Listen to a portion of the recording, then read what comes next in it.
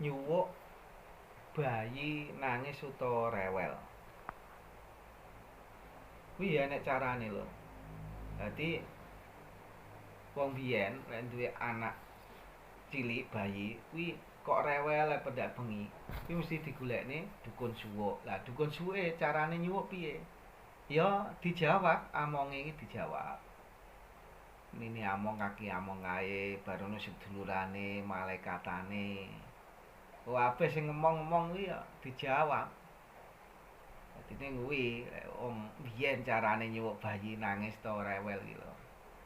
Lah ilmu kuwi saiki wis termasuk ilmu kuno, wis jarang. Saiki biasane lek nangis cekeli HP. Ngono kuwi lek wong biyen ya disuwuk, Lur. Mulane iki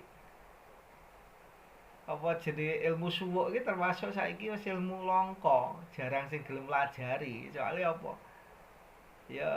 Ya wis ora pati jaman, tapi kenyataane ya apa jenenge sik manfaat saiki, sik manfaat nek bayi nangis ngono kae. Ku lek bapak iso nyuwuk dhewe biasane dijak metu karo digendong dilelo-lelo kae, nangge latar ngono lek nyuwuk.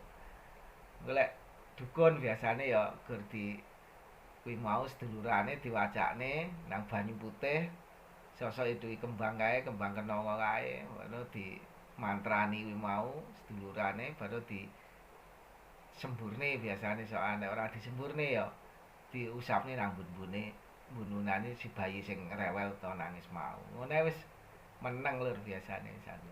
Ya kuwi jenenge ilmu suwuk, nyuwuk bayi rewel.